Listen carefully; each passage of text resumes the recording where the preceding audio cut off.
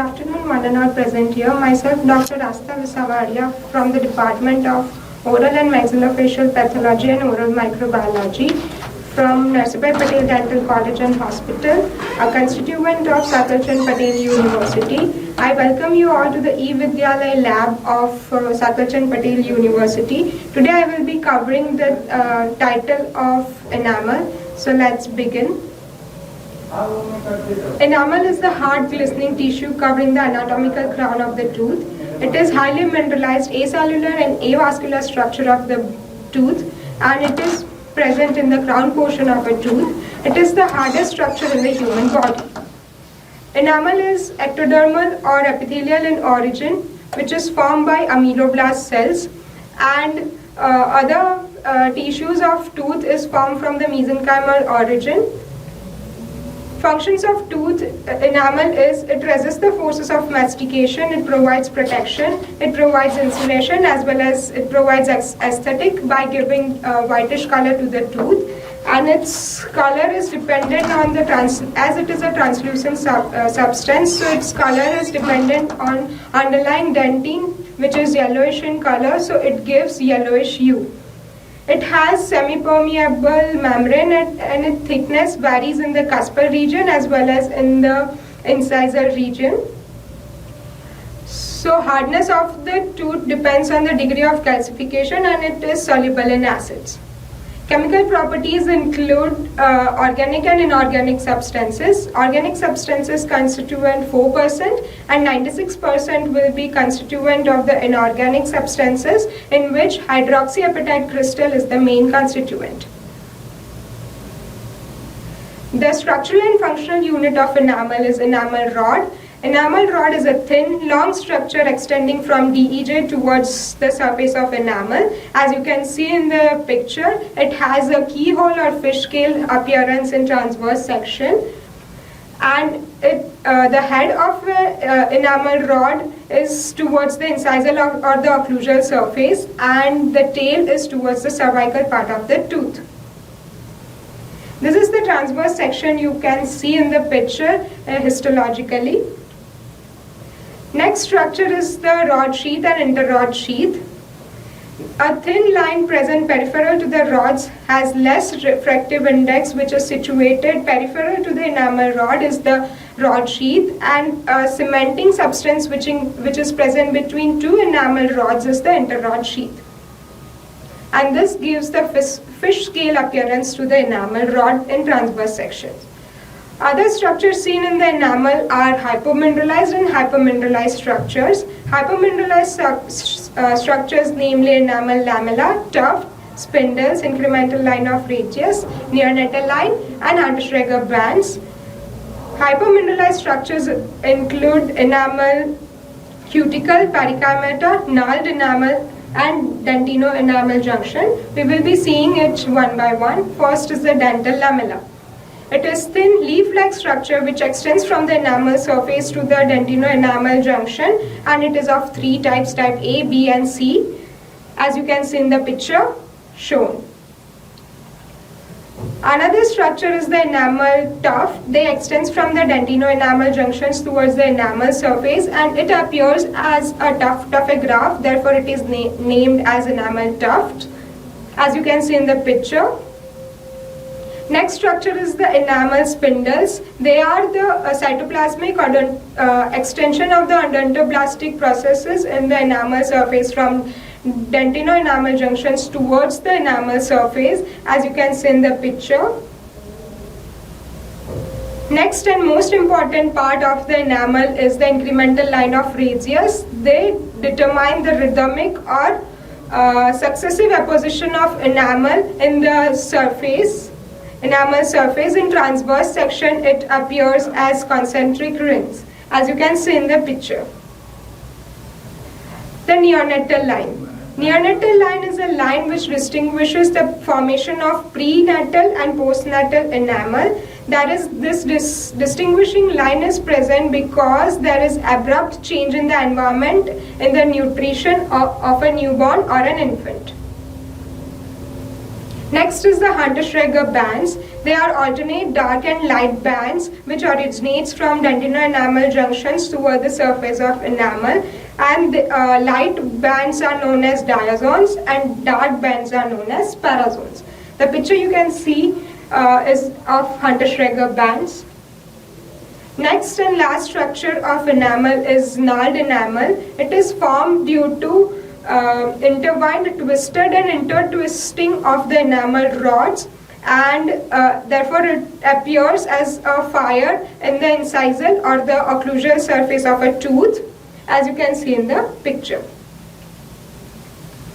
The most important part of the enamel is life cycle of ameloblast and formation of enamel, that is amelogenesis.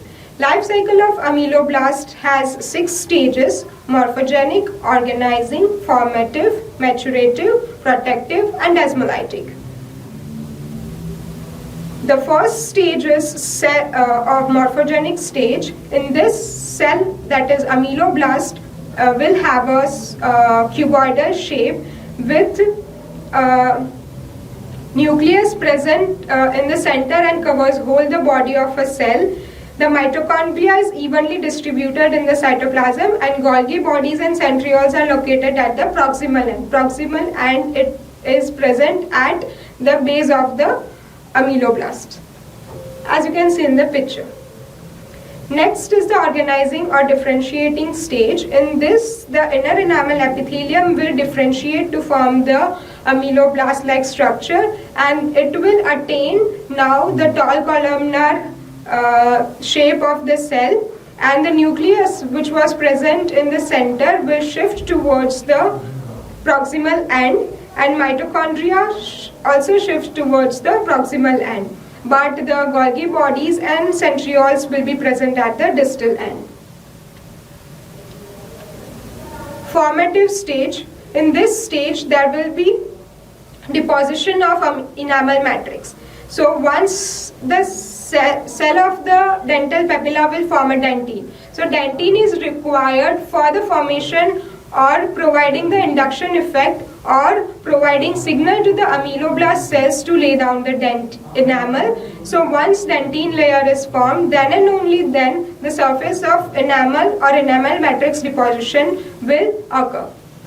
So ameloblast will have an elongated cell with a Tom's process. This Tom's process at the distal end will help in laying down of the enamel matrix.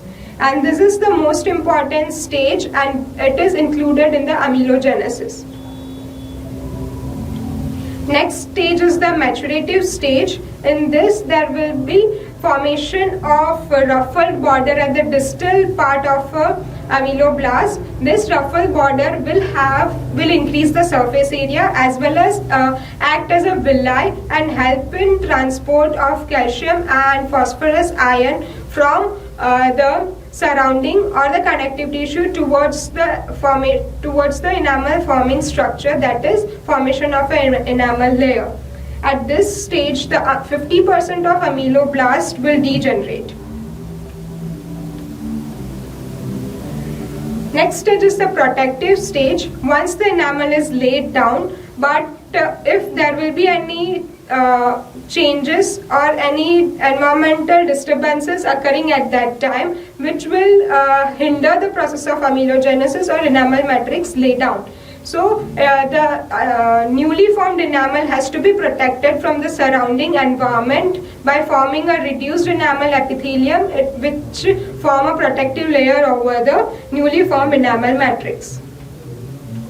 Last stage is the desmolytic stage. In this, the reduced enamel epithelium which was formed will be disintegrated and allows the tooth which is formed or the enamel matrix which is laid down to erupt in the oral cavity.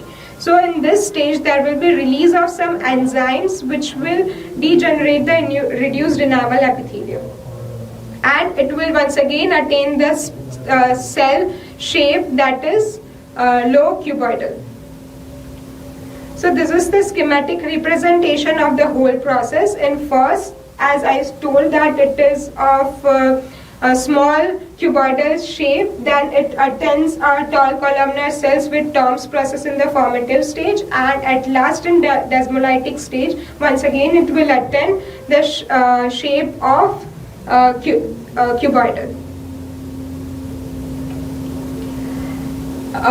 Amelogenesis is a unique process in many ways. First, the secretory cells in an epithelial cell, whereas all other secretory cells of heart tissue are ectomesenchymal in origin. Non-collagenous proteins are involved in mineralization of enamel, whereas in all other heart tissue, collagen plays an important role. The matrix of enamel does not contain collagen. In other heart tissue, collagen is a major protein. The matrix of enamel is partially mineralized. In other heart tissues, the matrix is non-mineralized. After the formation of enamel, ameloblast will undergo apoptosis, hence enamel formation occurs once in a life. If there will be any hindrance in the enamel formation or enamel matrix deposition, it will not occur once again in lifetime. So we have to protect the enamel surface. And as I told that it is the hardest most structure in the body, and other heart tissues formation occurs throughout the life but not of enamel. Thank you.